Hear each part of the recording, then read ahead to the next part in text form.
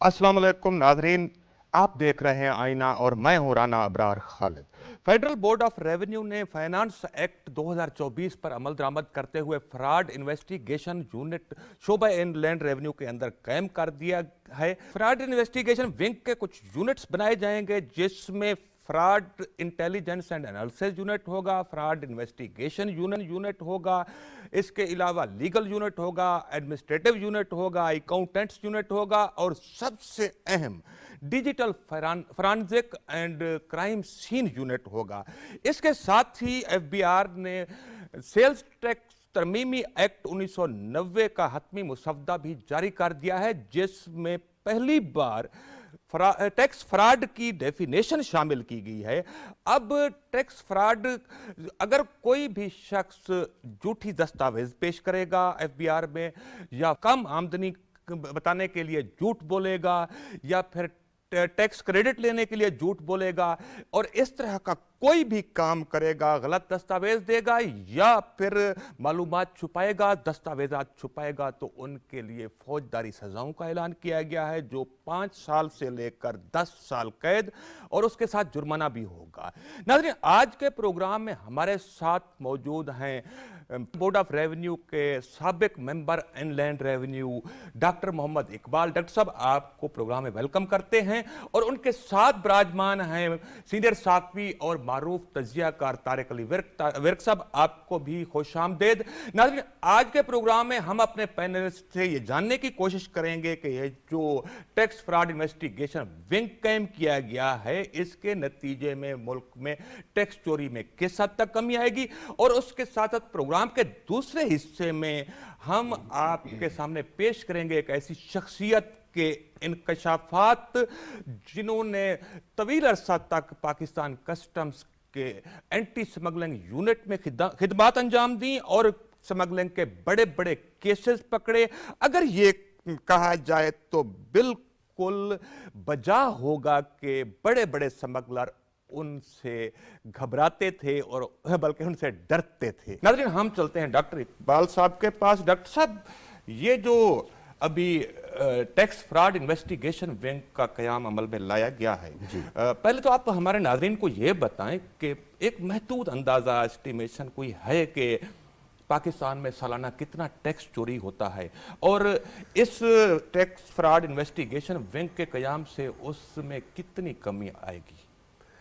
देखिए राना साहब, टैक्स चोरी का हर जो केस है वो टैक्स फ्रॉड की मद में नहीं आता, उसका स्फीयर डिफरेंट है। बेसिकली आप ये समझ लें कि 3 टर्म्स हैं, एक है टैक्स अवॉइडेंस, एक है टैक्स एवेजन और एक है टैक्स फ्रॉड। ये तीनों एक स्पेक्ट्रम के 3 हिस्से हैं, मामूली फ़र्क है। टैक्स अवॉइडेंस तो वो होती है कि कानून में कोई गुंजाइश मौजूद है जिसको इस्तेमाल, आप लूप होल कह लें कि ऐसा लूप होल मौजूद है जिसको इस्तेमाल करके कोई बंदा अपनी टैक्स लायबिलिटी को कम कर सकता है। इसको एक लीगल चीज़ समझा जाता है कि हर बंदे का हक है कि अपनी टैक्स लायबिलिटी को कानून के दायरे में रहते हुए जितना कम कर सके कर ले। अगली चीज़ आ जाती है टैक्स एवेजन, कि जहाँ कोई चीज़ छुपाई जाती है और कानून से बाहर जाके आप अपनी टैक्स लायबिलिटी कम करने की कोशिश करते हैं। और इसके अगली स्टेज आ जाती है टैक्स फ्रॉड की। टैक्स फ्रॉड और टैक्स एवेजन में जो बेसिकली फ़र्क है कि टैक्स एवेजन के नतीजे में एक सिविल लायबिलिटी डिटरमिन की जाती है, यानी कि आपका टैक्स कितना बनता है और वो आपसे रिकवर कर लिया जाता है जो आपने छुपाया था। टैक्स फ्रॉड में उस सिविल लायबिलिटी से अगली चीज़ क्रिमिनल लायबिलिटी भी उस पर इम्पोज हो जाती है। जैसे आपने बताया कि इम्प्रिजनमेंट भी हो सकती है, उसको फाइन भी हो सकता है। और इन दोनों कैटेगरीज में बेसिकली बारीक सा फ़र्क है। टैक्स फ्रॉड को साबित करने के लिए डिपार्टमेंट को ये इस्टेब्लिश करना पड़ता है कि विलफुली, इंटेंशनली विलफुल डिफ़ॉल्ट था, यानी कि किसी ने बदनीयती से वो काम किया है। अदरवाइज टैक्स एवेजन कई दफ़ा गलती से भी हो जाती है कि आप अपना रिटर्न फाइल कर रहे हैं, आपके जहन में नहीं रहा, आपने कोई बैंक अकाउंट मिसाल के तौर पर नहीं बताया या कोई अकाउंट मिस हो गया, वो एक अनइंटेंशनल बैंक अकाउंट बताया जाए और उसमें मौजूद अमाउंट को फोर्ज करके कम करके बताया वो जाए, टैक्स फ्रॉड होगा। वो टैक्स फ्रॉड होगा कि जब आपने देखे ना, आप जैसे अभी ये डेफिनेशन पढ़ रहे थे, पहली बात तो ये है कि टैक्स फ्रॉड की डेफिनेशन नहीं आई। टैक्स फ्रॉड की डेफिनेशन पहले भी मौजूद थी, उसको थोड़ा सा कॉम्प्रीहेंसिव और उसमें जो कन्फ्यूजन थी उसको دور کرنے کے لیے اس ڈیفینیشن کو بدل دیا گیا ہے, نئی ڈیفینیشن آ گئی ہے. تو اس لیے بیسک ٹیسٹ وہی ہے. عدالتوں نے جو کہا وہ ہے نا کہ یہ برڈن آف پروف ڈپارٹمنٹ پہ ہوگا, کیونکہ جب آپ سول لائبلٹی سے نکل کے کرمنل لائبلٹی کی طرف جا رہے ہیں تو پھر آپ پہ کچھ زیادہ ذمہ داری ہوگی یہ ثابت کرنے کے لیے کہ اس نے ولفلی انٹینشنلی یہ کام کیا تھا. ڈاکٹر صاحب وہ سوال میرا جو اس کا جواب وہ آپ نے اس کا دوسرا سوال تھا یونٹ کا, اس کا جو امپیکٹ ہے جی یا اس کا ریزلٹ پازیٹیو ریزلٹ کس حد تک ہوگا, ٹیکس چوری میں ہم کس حد تک کمی دیکھتے ہیں, اور ہمارے ناظرین کو یہ بتائیں کہ سالانہ ایک اندازے میں کتنا ٹیکس چوری ہوتا ہے. وہ دیکھ رہے ہیں اب ٹیکس چوری ہم اگر ایک براڈ ٹرم کے طور پہ استعمال کریں جس میں وہ تینوں جو میں نے آپ کو بتایا اسپیکٹرم کے جو اینڈز ہیں وہ تینوں کور ہو جائیں, تو کچھ اکاؤنٹس ہیں, میں کوئی اس کے بارے میں کوئی اتھارٹیٹیو اوپینین نہیں دے سکتا, لیکن کچھ لوگوں نے ایسٹیمیٹ کیا ہے کہ جی 50% اکانومی کا سائز جو ہے وہ ٹیکس سے باہر ہے. 50%؟ ہاں جی.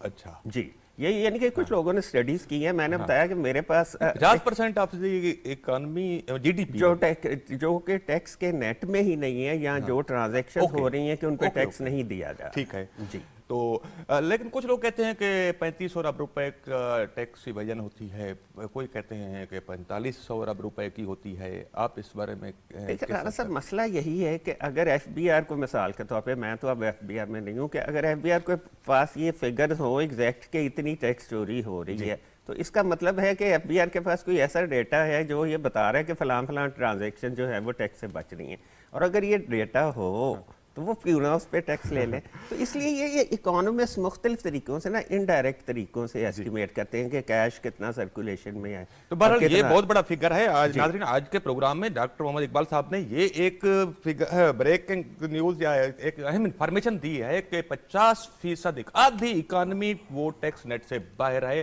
اس کا مطلب ہے وہ ٹیکس نہیں دیتے ہیں اور خالص منافع کماتے ہیں. طارق علی ورک صاحب, یہ پاکستان میں جو ٹیکس فراڈ کرنے والے فراڈیوں کے خلاف سزائیں متعارف کروائی گئی ہیں, اس سے پہلے اس طرح سے نہیں تھیں, تو یہ ایک مطلب اہم فیصلہ تھا.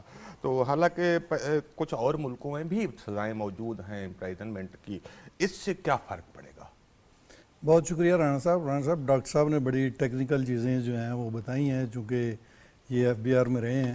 لیکن ایشو یہ ہے کہ یہ جو ایف بی آر نے اب تحقیقاتی ونگ بنایا ہے ٹیکس فراڈ کے حوالے سے, میرا خیال ہے یہ بہت پہلے بننا چاہیے تھا, کیونکہ یہ کوئی ٹیکس فراڈ آج پہلے دن تو نہیں ہو رہا نا. تو یہ تو بہت عرصے سے لوگ جو ہیں فراڈ کر رہے ہیں, اور آج آپ دیکھیں ڈاکٹر صاحب نے جیسے کہا کہ 50% لوگ جو ہیں وہ اس نیٹ میں نہیں ہیں. تو اب دیکھیں کہ یہ کس طرح سے لوگ جو ہے وہ فراڈ کر رہے ہیں. 50% اکانومی یا 50% بزنس. ہاں بزنس. اور دیکھیں کس طرح سے لوگ جو ہے فراڈ کر رہے ہیں, اور اپنے آپ کو ٹیکس سے بچانے کے حوالے سے مختلف طریقے جو ہے نا وہ اپنا رہے ہیں. اور آپ دیکھیں تو میں یہ سمجھتا ہوں کہ ہمارے جو ایف بی آر کے لوگ ہیں وہ خود ہی لوگوں کو بتاتے ہیں کہ کس طرح سے جو ہے وہ ٹیکس سے بچا جا سکتا ہے. اور کاروباری لوگ اکثر ہم دیں تو وہ جب وہ دیکھتے ہیں اپنا منافع, تو اسی حساب سے پھر وہ اپنے سارے خاندان کو اس میں شامل کر لیتے ہیں کہ یہ ہمارا ڈائریکٹر ہے, یہ فلاں ملازم ہے, یہ فلاں ملازم ہے, سب کی تنہائیں اس میں ڈال کے منافع جو ہے اور اخراجات ہے وہ برابر کر کے تو وہ دکھا دیتے ہیں. یہ سچویشن ہے. لیکن پاکستان میں تو ایک المیہ ہے نا, طاقتور لوگ, عمرہ طبقہ, جن کے پاس پاور ہے پیسے کی یا ایڈمنسٹریشن کی, وہ لوگ ان کو کیا ہے کچھ بھی کر لے, سزاؤں کا رجحان پاکستان میں انفارچونیٹلی کم ہے. تو یہ جو ٹیکس فراڈ کرنے والے فراڈ یہ ہوتے ہیں, یہ کوئی غریب لوگ یا نچلے طبقے سے تو نہیں ہوتے, یہ تو بڑے بڑے بزنس مین ہوتے ہیں جن کے پاس پیسہ ہوتا ہے. تو کیا یہ ان کو سزائیں ہو پائیں گی اس سسٹم میں؟ رانا صاحب پاکستان میں ٹیکس کے حوالے سے تو الگ بات ہے, اوورآل آپ دیکھیں بڑے لوگوں کو کب سزائیں ہوئی ہیں. تو یہی صورتحال وہ ٹیکس کے حوالے سے ہے کہ وہ جو بڑے لوگ ہیں, پاورفل ہیں, وہ اس ٹیکس نیٹ میں ہی نہیں آتے. اور وہ اگر ان کو لانے کی کوشش کی جاتی ہے تو وہ جو ایف بی آر کے لوگ ہیں ان کو مختلف طریقوں سے ڈراتے ہیں, دباتے ہیں تاکہ وہ اس طرف نہ آئے. حالانکہ ایک اگر ایسی پالیسی بن جائے جس کے تحت جو ہے جو بھی ٹیکس جس کا بنتا ہے وہ ادا کرے اور وہ اس کو نیٹ میں لایا جائے. اس وجہ سے آپ دیکھیں تو ہمارے جو پارلیمنٹیرینز ہیں, اگر کوئی ایسا ٹیکس ان کے لیے لگے تو پھر وہ ان کا احتجاج شروع ہو جاتا ہے. وہ لوگ جو ہیں وہ ایف بی آر کے جو لوگ ہیں ان کو دبانے کی کوشش بھی کرتے ہیں. بہرحال پاکستان کی اگر ترقی چاہتے ہیں, پاکستان کی بہتری چاہتے ہیں, تو ہر کسی کو جس کا جتنا ٹیکس بنتا ہے اس کو دینا چاہیے, پھر ہی پاکستان بہتری کی طرف جا سکتا ہے. ٹیکس فراڈ انویسٹیگیشن ونگ کا مینڈیٹ کیا ہوگا؟ یہ ایک تو پہلے یہ بھی ہے کہ ان لینڈ ریونیو میں اور کسٹم میں بھی انٹیلیجنس اینڈ انویسٹیگیشن ونگ پہلے سے موجود ہے, وہ بھی کام کر رہا ہے آئی آر میں, اور اب یہ ٹیکس فراڈ انویسٹیگیشن ونگ بنائے گا. اس کا مینڈیٹ کیا ہوگا؟ مطلب میں آپ کو تھوڑا سا واضح کروں سوال کہ کیا یہ ونگ صرف وہ جو 5% کمپیوٹر بیلٹنگ والے لوگ ہوتے ٹیکس پیئر ہوتے ہیں جن کا آڈٹ ہونا ہوتا ہے, ان کے گوشوارے انویسٹیگیٹ کرے گا, چیک کرے, چھان بین کرے گا, یا پھر کمپلینٹ کے اوپر ہوگا صرف؟ یہ رانا صاحب آپ نے بالکل صحیح نشاندہی کی کہ پہلے بھی انٹیلیجنس اینڈ انویسٹیگیشن ایک ڈائریکٹریٹ جنرل موجود ہے جو ٹیکس فراڈ کی انویسٹیگیشن کرتی ہے. جیسے میں نے پہلے بتایا کہ ٹیکس فراڈ کا کانسیپٹ کوئی نیا نہیں ہے, ہمیشہ سے قانون ہے اور ہر ٹیکس کے قانون میں ہوتا ہے. تو وہ کام پہلے آئی اینڈ آئی کر رہی تھی, اب وہ کام اس نئے جو ونگ بنایا گیا ہے اس کو دے دیا گیا ہے. جی, اس کی یعنی کہ اس کے پیچھے کیا ریشنل تھا؟ دیکھیں ایک جو بیوروکریٹس ہوتے ہیں جن میں میں بھی شامل رہا ہوں, ہماری یہ خواہش بڑی ہوتی ہے نئے سے نئے آرگنائزیشن بنائے جائیں. جی, ٹھیک ہے جی, اور وہ جو آرگنائزیشن بن جاتے ہیں پھر وہ سیلف سسٹیننگ ہوتے ہیں. وہ ایک دفعہ بن گیا تو وہ پھر ختم نہیں ہوتا, اس کی ضرورت ختم بھی ہو جائے تو پھر بھی ختم نہیں ہوتا. اب یعنی کہ ایک سوال جو کرنے والا ہے وہ یہ ہے کہ اگر یہ ہم نے نیا ونگ بنا دیا ہے تو آئی اینڈ آئی کی اب کیا ضرورت ہے؟ بہتر یہ ہوتا کہ آئی اینڈ آئی کا ہی نام بدل کے اس کو کوئی فردر اسٹرینتھن کر دیا جاتا. مثلا اس میں یہ جو نئی آپ ونگ کی بتا رہے تھے کام, اس میں ایک امپورٹنٹ کام ہے کہ وہ کچھ انالیسس بھی کرے گا. انالیسس ہے مراد یہ ہے کہ وہ آئیڈینٹیفائی کرے گا کہ ٹیکس فراڈ ہوتا کس طریقے سے ہے اور اس کو کس طرح سے روکا جا سکتا ہے. آئی اینڈ آئی تو صرف اس کو پکڑنے کی بات کرتا تھا نا. تو یہی انالیسس کا ونگ یا یہ وہ جو ہے فورینزک انالیسس کی جو باتیں ہم نے کی ہیں وہ شاید آئی اینڈ آئی میں بھی ڈالی جا سکتی تھی, لیکن اس سے پھر ایک نئی آرگنائزیشن اور نئی سیٹیں جو ہیں پروموشن کے لیے وہ نام. مینڈیٹ کیا ہوگا؟ یہ کن لوگوں کو انکم ٹیکس گوشواروں کی چھان بین کر پائے؟ پہلی بات تو یہ آپ کلیئر کر لیں کہ اس کا وہ جو آڈٹ ہوتا ہے بیلٹنگ کے ذریعے یا ادروائز, اس سے اس کا کوئی تعلق نہیں ہوتا. آڈٹ کے ڈپارٹمنٹ پھر کیا کمپلینٹ کے اوپر صرف؟ کمپلینٹ بھی ایک سورس ہو سکتا ہے. مین امپورٹنٹ چیز تو یہ ہے کہ آپ کے پاس انفارمیشن آئے کہیں کیسے آئے گی؟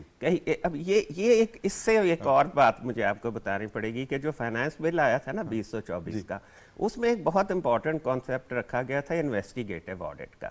انویسٹیگیٹو آڈٹ میں یہ سارا میکنزم دیا گیا تھا کہ انفارمیشن کہاں سے آئے گی اور اس پہ آگے کیسے کام کیا جائے گا. لیکن سرپرائزنگلی جب ایکٹ پاس ہوا تو وہ انویسٹیگیٹو آڈٹ کا کانسیپٹ نکال دیا گیا. انویسٹیگیٹو آڈٹ کا جو کام تھا, جو کانسیپٹ تھا, وہ پورا سٹرکچر ایک پرووائڈ کر رہا تھا کہ لا کیسے حرکت میں آئے گا, ٹیکس فراڈ کی انویسٹیگیشن کہاں سے شروع ہوگی اور کیسے ہوگی. یہ جو سرکاری ملازموں کی ایک خواہش ہوتی ہے کہ ان کی پاور کو سٹرکچر نہ کیا جائے. میڈیا کے دوستوں کی خبروں کے اوپر ڈیپینڈ کیا جائے گا جی مہتاب حیدر صاحب نے خبر دی ہے تو اس کو انویسٹیگیٹ یہ ہو سکتا ہے کہ آپ شہباز رانا نے یہ خبر دی ہے, لیکن تھیوریٹیکلی اس طرح ہو سکتا ہے کہ ریٹرنز کا انالیسس کیا جائے گا. پہلے وہ جو انویسٹیگیٹو آڈٹ کا کانسیپٹ تھا نا, جو میں آپ کو بتا رہا ہوں کہ جو سیکشن آیا تھا پھر نکال دیا گیا, اس میں تھا کہ جی آڈٹ آپ کر رہے ہیں, روٹین والا آڈٹ جو آپ بتا رہے تھے 5% والا, اس میں آپ کو کوئی شک گزرتا ہے کسی ریزنیبل بیسس پہ کہ یہ ٹیکس فراڈ میں ملوث ہے, تو آپ اس کو ایسکیلیٹ کر کے انویسٹیگیٹو آڈٹ کر دیں. اس میں کوئکلی ہم چلتے ہیں کہ ترسیلات زر جو ریمیٹنسز ہیں اور نان بینکنگ ٹرانزیکشن ہیں ہنڈی والا, کیا یہ ونگ ان کو بھی انویسٹیگیٹ کر سکے گا؟ دیکھیں جہاں بھی بیسیکلی یہ تو ابھی تو لا میں صرف اس کو وجود لایا گیا ہے. اس کے بعد ایف بی آئی نے ایک ایس آر او ایشو کرنا ہے جس میں اس کے فنکشنز اور پاورز بتانی ہیں. تو یہ چیزیں شاید ان کے کچھ جوابات جو ہے جب وہ ایس آر او آئے گا تو اس میں دیا جائے گا. لیکن امپورٹنٹ چیز بات بیرون ملک اثاثوں کا ہے. یہ بھی لوگ عام طور پر پوچھتے ہیں کہ کیا یہ ونگ ملک سے باہر جا کر بیرون ملک اثاثوں की भी इन्वेस्टिगेशन करेगा? नहीं, मेरा नहीं ख्याल ऐसा कोई इसका मैंडेट नहीं है। देखिए ना, बेसिकली ये टैक्स लॉज में आया ना, टैक्स लॉ का काम असासे रिकवर करना बाहर से या अंदर से लाना नहीं है। टैक्स लॉज का काम तो टैक्स वसूल करना है ना, जी।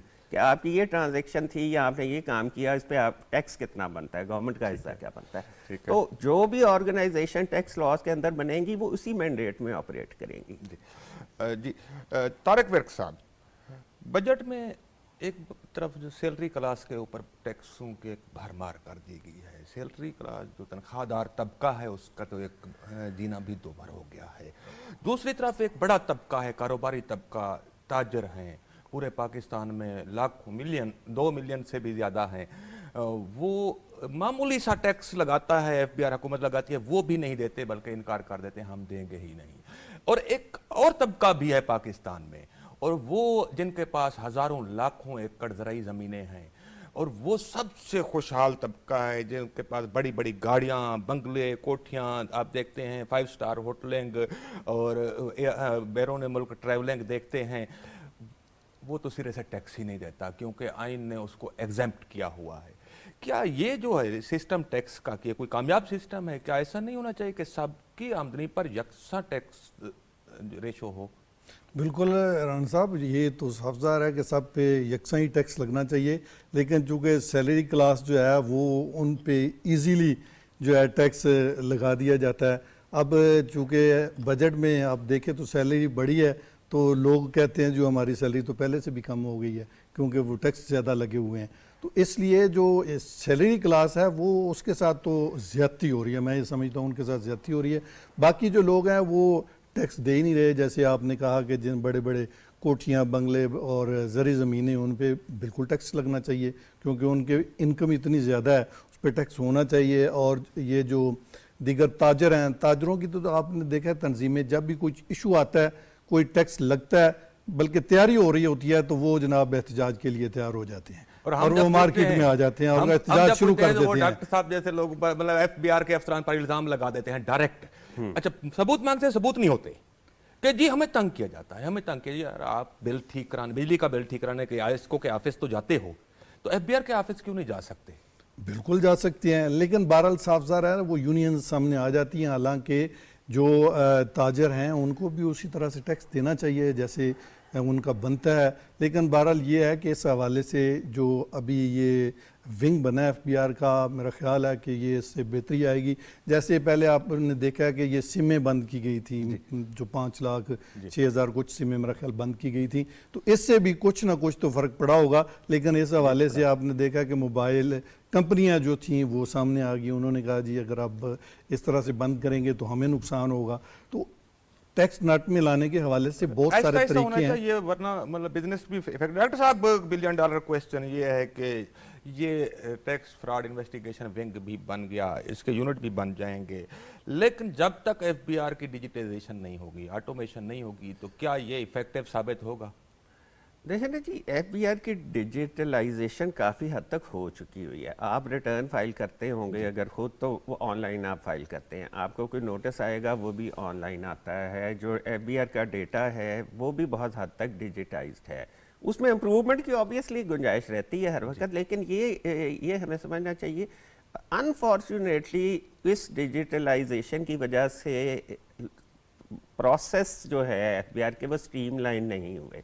वो कई लोगों को, मसलन आपके पास भी लोग आते होंगे कि जी हम रिटर्न फाइल करना चाहते हैं, फाइल नहीं हो रहा, सिस्टम में इजाज़त नहीं दे रहा, तो ये इसमें हैं कुछ हिकअप्स हैं, ये इनको रिमूव किया जाए, उस सिस्टम को ज़्यादा इफेक्टिवली और ज़्यादा बेहतर स्टेट ऑफ आर्ट बना के अगर हम इम्प्लीमेंट करेंगे तो तब नतीजे आएंगे। लेकिन ये हमें समझना चाहिए कि डिजिटलाइजेशन और डिजिटाइजेशन है। आप दुरुस्त कर रहे हैं, आपके दौर से वर्ल्ड बैंक का प्रोजेक्ट था, डिजिटाइजेशन शुरू हुई थी, लेकिन डिजिटाइजेशन मतलब कंप्यूटर रखने का नाम नहीं है। डिजिटाइजेशन तो उसको कहते हैं कि कंप्यूटर सिस्टम ने नोटिस जनरेट किया और उसको कोई वेव ऑफ ना कर सके।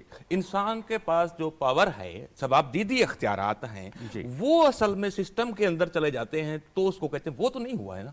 देखें ना, अल्टीमेटली तो एक ह्यूमन इंटेलिजेंस की ज़रूरत होती है। जब आप देखें ना, सिस्टम पॉइंट आउट कर देता है कि जी इसका प्रॉफिट बाहर मुझे लग रहा है कम है, دیکھیں نا یہاں آپ ایک ہی جگہ پہ دو پلاٹس ہیں ایک ہی کالونی میں, ان کی قیمتیں مختلف ہو سکتی ہیں. ایک اوپر سے ہو سکتا ہے کہ ہائی وولٹیج وائر گزر رہی ہوں, یا ہمارے ہاں یہ بھی ہوتا ہے کہ یہ قبرستان کے پاس ہے, اس کی پراپرٹی کی قیمت کم ہونی چاہیے. ان چیزوں کے لیے ایک ہیومن ڈسکریشن کی ضرورت پڑتی ہے. آپ ہیومن ڈسکریشن کو کہیں بھی دنیا میں ٹیکس کے نظام سے مائنس نہیں کر سکتے. لیکن دیکھنے والی بات یہ ہے کہ جو ایڈمنسٹریشن ہے, یعنی کہ F B R headquarter ہے, اس کو یہ مانیٹرنگ کا سسٹم رکھنا ضروری ہے کہ یہ جو ڈسکریشن استعمال ہو رہی ہے وہ فیئرلی استعمال ہو رہی ہے, یا کسی کے فیور میں استعمال ہو رہی ہے, یا کسی کے ناجائز خلاف استعمال ہو رہی ہے. تو یہ سارے سسٹم آہستہ آہستہ بنائے جا سکتے ہیں اور امپرومنٹ کی جا سکتی ہے. ڈیجیٹلائزیشن میں بھی ضروری ایک چیز ہے کہ اس میں انالیٹک کیپیبلٹی ہو, وہ جو جسے اب آپ کامنلی آرٹیفیشیل انٹیلیجنس کہا جا سکتا ہے. میں آرٹیفیشیل انٹیلیجنس تو نہیں کہہ رہا, لیکن اس کے پاس یہ کیپیبلٹی ہونی چاہیے کہ لارج اسکیل جو اس کے پاس ڈیٹا ہے اس کو انالائز کر سکے, اور انالائز کر کے جس افسر نے استعمال کرنا ہے اس کی مدد کر سکے, اس کے لیے رکاوٹ نہ بنے. طارق ورک صاحب, مالی سال 2024-25 کے بجٹ میں ایف بی آر کے لیے ٹیکس ٹارگٹ جو رکھا گیا ہے وہ کافی بھاری بھرکم ہے, 12,970 ارب روپے کا. تو یہ جو اتنا بڑا ٹیکس ریونیو ہدف ہے, دوسری طرف ہم آئی ایم ایف پروگرام میں بھی جا رہے ہیں, اور یہ ہر صورت میں ہمیں ایف بی آر کو بیس اچیو بھی کرنا ہوگا. کیا کس حد تک آپ پر امید ہیں؟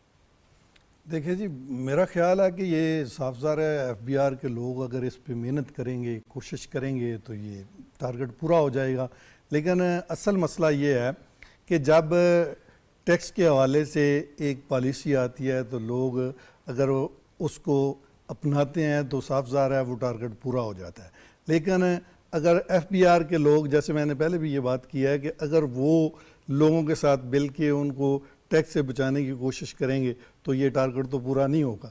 ٹارگٹ پورا کرنے کے حوالے سے جو سختی ہے, جو ایک قانون بنا ہے, بھرپور طریقے سے جو ہے وہ ایفرٹ ہونی چاہیے اور ٹارگٹ پورا ہونا چاہیے, کیونکہ آپ کو پتہ ہے آئی ایم ایف کے حوالے سے جو ان کی شرائط ہیں ان کو بھی ہم نے پورا کرنا ہے, اور اگر پورا نہیں کریں گے تو پھر ہمارے لیے کوئی نہ کوئی آگے مسئلہ بنے گا.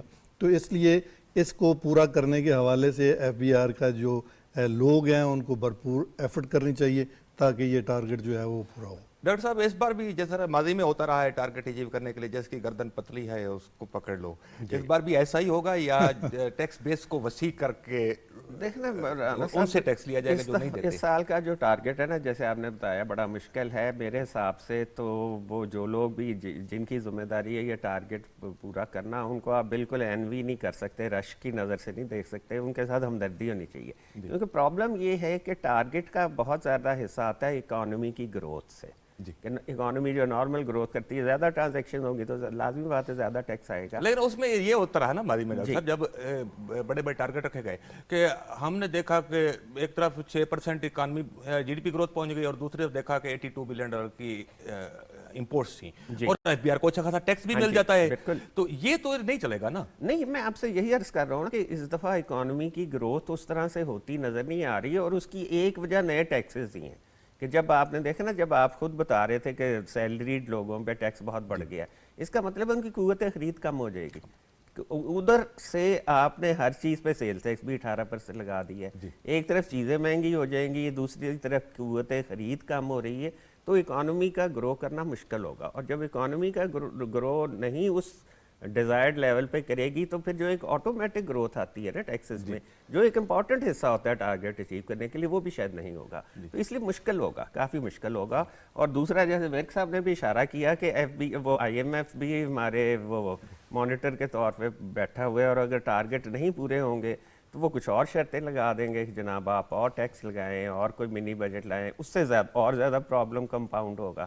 تو اس لیے مشکل سچویشن ہے. ڈاکٹر صاحب بہت شکریہ آپ کا, آپ نے اپنا قیمتی ٹائم دیا. طارق ورک صاحب آپ کا بھی بہت شکریہ, آپ نے اپنا ٹائم دیا ہمیں. یہاں پر ایک بریک لیتے ہیں, اور بریک کے بعد نئے ایجنڈے اور نئے مہمان کے ساتھ.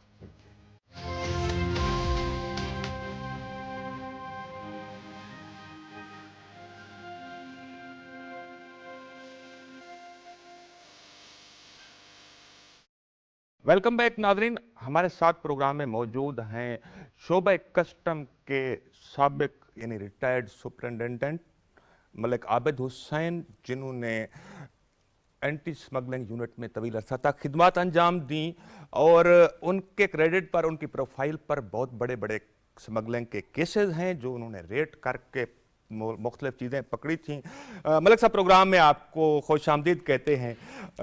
کیا یہ درست ہے کہ بڑے بڑے اسمگلر جو ہیں وہ ایک انٹیلیجنس نظام اپنا رکھتے تھے، مخبری کرواتے تھے کہ ملک عابد حسین سوئے ہوئے ہیں لہٰذا اب اپنا مال نکالو؟ کیا یہ درست ہے؟ رانا صاحب، پہلے تو بہت شکریہ پی ٹی وی کا اور آپ کا کہ آپ نے مجھے موقع دیا۔ بسم اللہ الرحمن الرحیم۔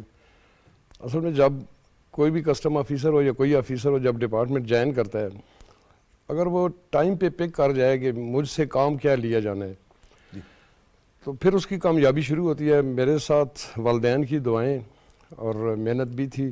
اللہ پاک کا بڑا کرم رہا کہ بہت کم عرصے میں سمجھ گیا تھا کہ اس وقت سی بی آر ہوتا تھا، اب ایف بی آر ہے، سینٹرل بورڈ آف ریونیو کے، اس کے انڈر ہم لوگ کام کرتے تھے، کہ ہمارے دو مین ہیں کہ ہم صبح ڈیوٹی پہ جاتے ہیں تو دو کام ہمارے ذمے ہیں، ان میں سے ہم نے ایک جو ہمارے ذمے لگایا گیا ہے ایک ٹائم پہ وہ ضرور کرنا ہے، ایک پریونشن اور ایک کلیکشن، کہ ریونیو کلیکٹ کرنا ہے، کچھ پوسٹنگ ایسی ہوتی تھی، اور ایک پریونٹ کرنا ہے، آپ کسی چیز کو آپ نے روکنا ہے۔ تو میرا شروع سے مائنڈ سیٹ پریونشن پہ زیادہ تھا، تو اس پہ اللہ پاک نے بڑا کرم کیا کہ اچھے مجھے کیسز ملے، کچھ میں بڑی محنت شامل تھی، کچھ میں بڑی لک تھی۔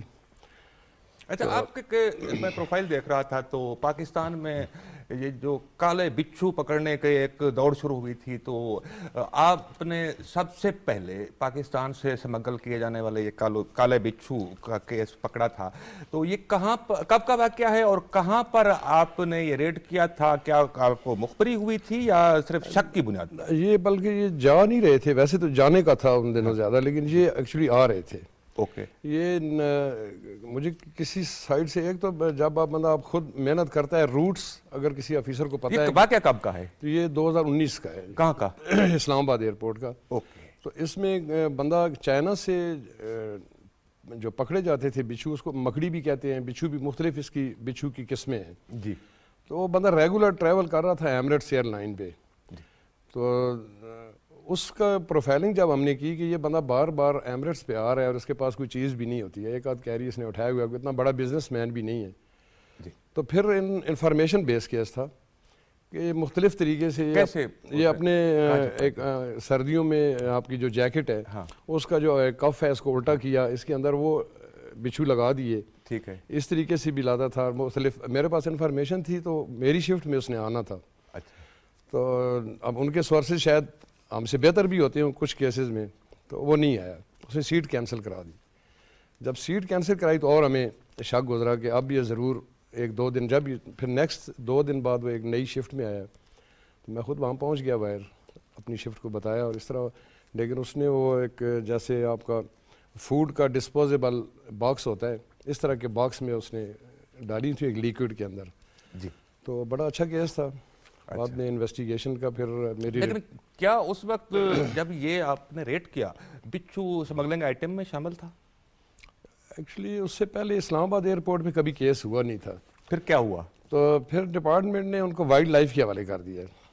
اچھا، ایک پوری میری سروس میں ایک ہماری بدقسمتی، آپ نے وہ چیز پکڑ لی جو کہ اسمگلنگ آئٹم اس طرح سے نہیں تھا۔ جی، ہم پھر ہمارے پاس ایک انویسٹیگیشن اینڈ پروسیکیوشن ڈپارٹمنٹ ہے، تو سیزنگ افسر کوئی بھی آئٹم آپ پکڑتے ہیں تو ان کو ڈیلیور کر دیتے ہیں، ٹھیک ہے۔ تو بعد میں جب سیزنگ آفیسر صرف کورٹس میں جاتا ہے اس میں اپنی وٹنسز کے لیے، تو اس کے بعد پتہ چلتا ہے کہ اس کیس کا کیا ہوا ہے، تو اس کی ابھی میری تو ریٹائرمنٹ ہو گئی ہے لیکن شاید انڈر ٹرائل ہوگا۔ وائلڈ لائف کے حوالے کر دیا تھا انہوں نے کہ زندہ چیز لائف کوئی بھی ہے، اینیملز، وہ وائلڈ لائف کے حوالے کیا جاتا ہے۔ اچھا، اپنی سروس میں آپ نے اس کے علاوہ بھی کچھ ریٹ ہمارے سونا پکڑا اور منشیات کے ماشاءاللہ بہت زیادہ کیسز، نوادرات، اینٹیکس جو جا رہے تھے ملک سے باہر غالباً وہ بھی آپ نے پکڑے، تو وہ کیا قصہ ہے؟ گولڈ کا تو ماشاءاللہ میرے دونوں، جو میری سروس میں جو سب سے زیادہ ویٹ کا کیس ہے 31 kg کا، وہ بھی میرا ہے، اور سیکنڈ لاسٹ بھی لکیلی میرا ہے۔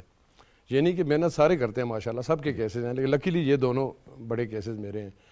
ایک تو پیور انفارمیشن بیس ہے، ایک دوسرا جو ابھی 24 kg کا میں نے کیا 2013 میں، تو یہ ٹوٹلی باڈی لینگویج پہ تھا کہ پیسنجر کی جو باڈی لینگویج ہے، رش تھا، 4 فلائٹس اکٹھی چل رہی ہیں، تو باڈی لینگویج سے میں نے کہا کہ اس کو میں نے واپسی پہ ضرور چیک کرنا ہے جب یہ لگیج اپنا کلیکٹ کرے گا.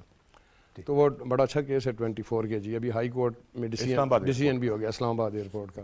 اچھا اینٹیکس جی. کب بھی رشوت کی آفر ہوگی؟ رشوت کی آفر بھی ہوتی ہے اور تھریٹ بھی ہوتے ہیں.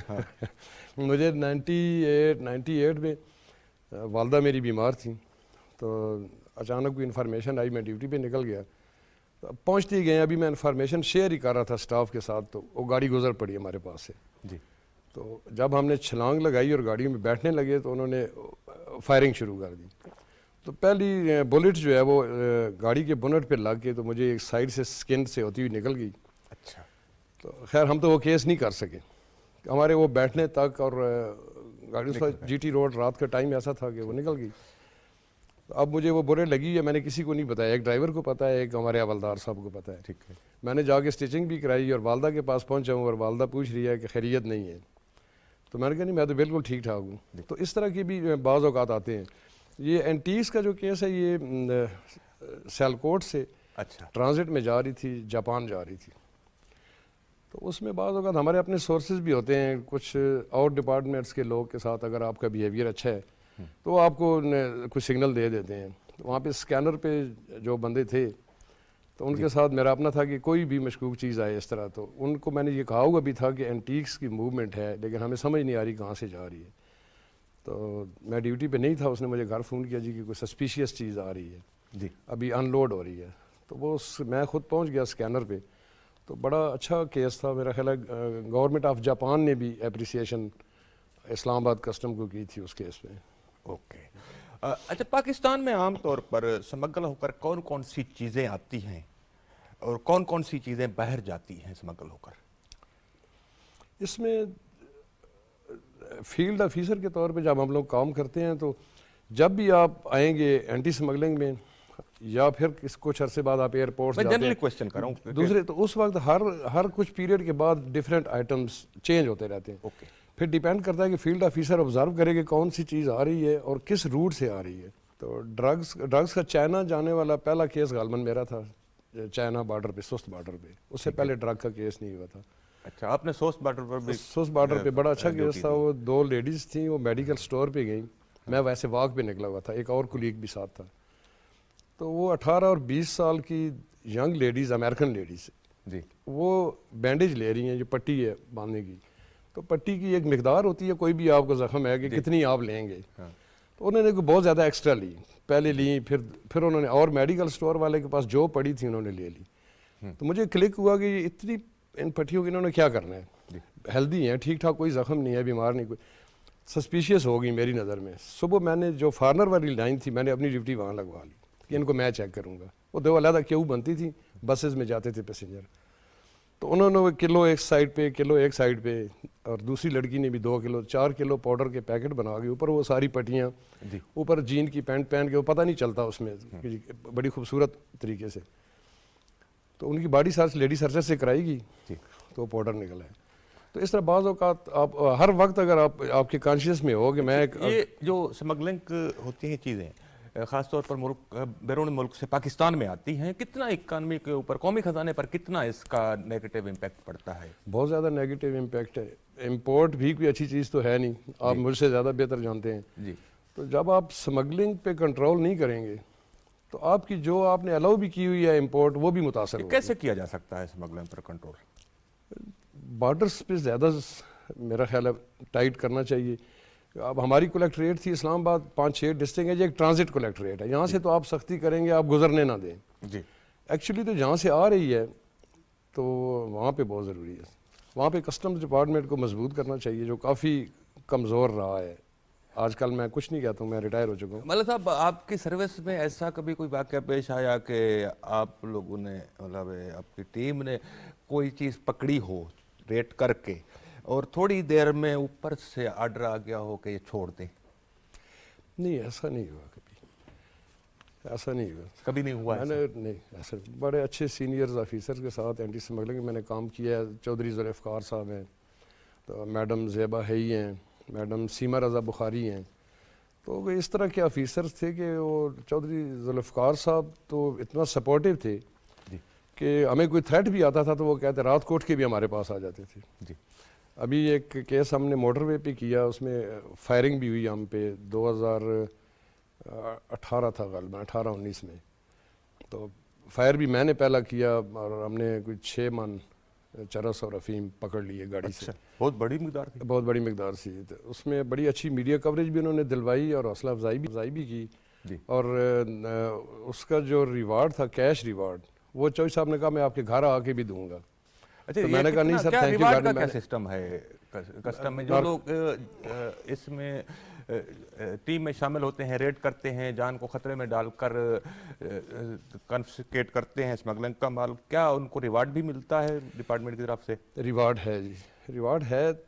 اتنے فنڈز نہیں ہوتے ہیں تو اکثر یہ ایک ہمارے ڈپارٹمنٹ کے ہمارے پولیس کو شکایت رہتی ہے کہ اگر 2 چیزیں, ایک ریوارڈ ملے ٹائم پہ, اس کی حوصلہ افزائی ہو, اگر نہ ہو گورنمنٹ کا نہ ہو, اس میں جب اس کی پرسنٹیج بنتی ہے تو اسے دینا چاہیے. دوسرا, ہماری پراسیکیوشن بہت اچھی ہے لیکن انویسٹیگیشن جو ہے ان کو فیسلٹیز کوئی نہیں ہے کہ آپ نے کیریئر تو پکڑ لیا ہے لیکن اصل جو آنر ہے وہ بڑے کم پکڑے جاتے ہیں اس میں. یہ کیا ایشو ہے ملک عابد صاحب؟ عام طور پر کسٹم کے بارے میں ایک امپریشن یہ پایا جاتا ہے کہ چھوٹے موٹے اسمگلروں کے اوپر ہاتھ ڈالتے ہیں, ان کو پکڑ لیتے ہیں, لیکن جو بڑی مچھلیاں ہیں ان پر ہاتھ نہیں ڈالا جاتا. کیا اس کی کیا وجوہات ہیں؟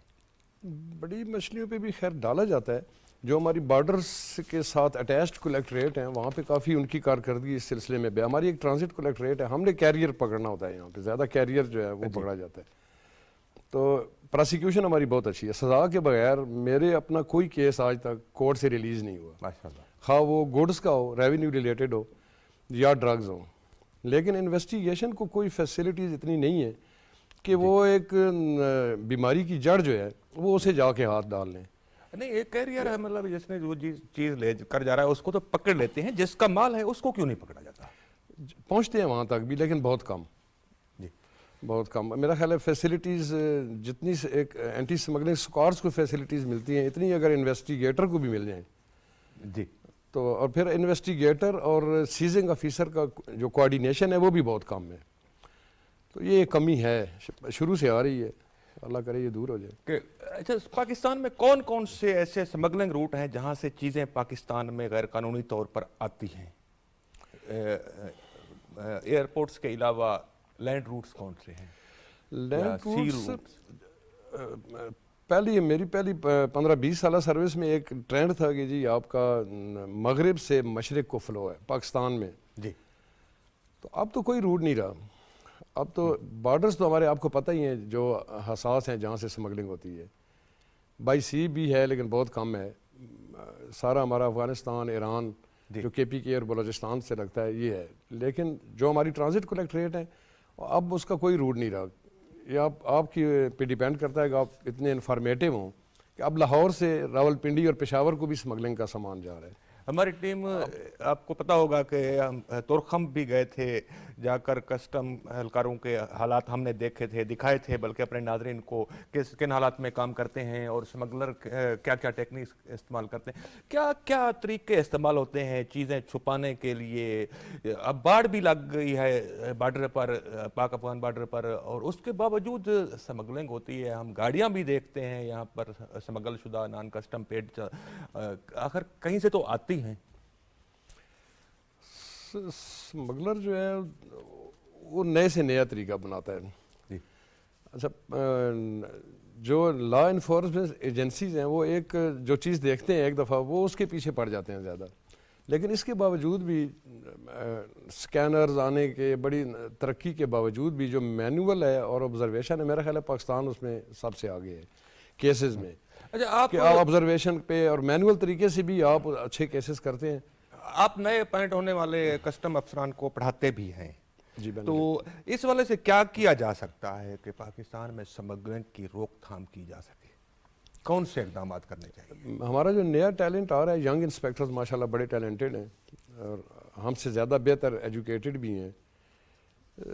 پروفیشنلزم جو ہے ان میں پیدا کیا جائے پہلے, اور دوسرا ایک یہ ہے کہ 8 گھنٹے میں نے ڈیوٹی کرنی ہے اور مجھے گورنمنٹ نے اس کا معاوضہ دے دینا ہے. یہ law enforcement agency especially Pakistan customs میں یہ نہیں ہے. جی اگر کوئی آفیسر یہ سمجھتا ہے کہ میں 8 گھنٹے ڈیوٹی دے کے گھر آ گیا بس دیٹ سال, آپ اپنے آپ کو راؤنڈ دی کلاک سمجھیں کہ جی میں ایک پریونٹیو آفیسر ہوں یا ایک ریونیو کلیکٹنگ ایجنسی کا بندہ ہوں. تو اگر وہ صبح جائے تو کہ میں نے ایک کیس لے کے آنا ہے, تو 10 دنوں میں نہیں, ہفتے میں, 20 دنوں میں اسے کیس ملے گا. میں نے جب بھی اللہ پاک سے دعا کی ہے یا صبح میں مائنڈ سیٹ بنا کے جاتا تھا کہ مجھے اللہ کیس دے, نہ کورٹس سے گھبرانا ہے, نہ انویسٹیگیشن سے گھبرانا ہے, کورٹس کی حاضریوں سے نہیں گھبرانا ہے, مجھے اسی چیز کے لیے رکھا گیا ہے. کبھی کوئی پچھتاوا ہوا کہ فلاں کیس پکڑا تھا, ریٹ مرا تھا تو بہت بڑی آفر ہوئی تھی, قبول کر لیتے تو؟ نہیں, کبھی بھی نہیں ہوا جی. بلکہ میں نے جب پہلا گولڈ کا کیس کیا تھا تو اس کے جو پیچھے لوگ تھے ان کے کچھ بندے, میں گھر پہ نہیں تھا, والد صاحب میرے بیمار تھے تو یہاں راولپنڈی میں ہی, وہ گھر آ گئے کہ جی آپ صرف انفارمر بتا دیں. آپ جی یہ 91-2 کی بات بتا دیں, صرف انفارمر آپ کا بیٹا بتا دے, ہم اس کو ساری آفرز کر چکے ہیں جی تو ہم آپ کو اتنی اماؤنٹ دیں گے. تو میرے اللہ جنت والد صاحب نے ان کو چائے وغیرہ پلا کے انہوں نے کہا جی میں بات کر لوں گا لیکن آپ بھول جائیں کہ وہ آپ کو انفارمر بتائے گا. جی تو وہ چلے گئے. تو پھر مجھے والد صاحب نے کہا کہ آپ کو کوئی تھریٹ ہے تو میں آپ کے ساتھ ہوں. ایکس آرمی, میں پتہ ہے آپ کو, والد صاحب آرمی میں رہے تھے, تو انہوں نے کہا کہ آپ کو پریشان ہونے کی ضرورت نہیں ہے, نہ پیسے لینے اور نہ انفارمر بتانا ہے. میں نے کہا جی انفارمر جو بتا گیا وہ تو گیا. تو اس طرح کی کافی ہوئی ہیں لیکن پچھتاوا کبھی نہیں ہوا کہ میں نے پیسے نہیں دیے. ملک صاحب بہت شکریہ, آپ نے اپنا قیمتی وقت ہمیں دیا. ناظرین, سمگلنگ پاکستان کی معیشت کے لیے ایک ایسا رشتہ ہوا ناسور ہے جو دیمک کی طرح چاٹ رہی ہے. چاہے وہ ملک سے کے اندر باہر سے آنے والی چیزوں کی سمگلنگ ہو یا پھر ملک سے باہر غیر قانونی طور پر جانے والی چیزوں کی سمگلنگ ہو, جن کا ایک جیسا امپیکٹ ہے. لیکن یہاں پر ایک اور بھی چیز ہے کہ جو سمگلنگ ایریاز ہیں جیسے بلوچستان اور خیبر پختونخوا کے بارڈر ایریاز ہیں, وہاں پر لوگوں کا لیونگ سٹینڈرڈ ہے, جو روزگار کے مواقع ہیں, جو سوشل سچویشن ہے وہ سب کے سامنے ہے. غربت پائی جاتی ہے, بے روزگاری پائی جاتی ہے. اس کی وجہ سے ہر نوجوان سمگلنگ کی طرف راغب ہوتا ہے اور یہ ایک روزگار کا ذریعہ. حکومت کو اگر سمگلنگ روکنی ہے تو پھر اس کا الٹرنیٹو بھی دینا ہوگا. وہ کمیونٹیز, وہ ایریاز, وہاں پر لوگوں کے لیے روزگار کا بندوبست کرنا ہوگا تاکہ وہ پیٹ پالنے کے لیے, زندگی کی گزر اوقات کے لیے ان کو کوئی روزگار اور ایک آمدنی کا کوئی سہارا ان کو مل سکے. تب ہی جا کر سمگلنگ کا خاتمہ ممکن ہوگا. ناظرین, اگلے اتوار کو پھر ملیں گے. اللہ حافظ.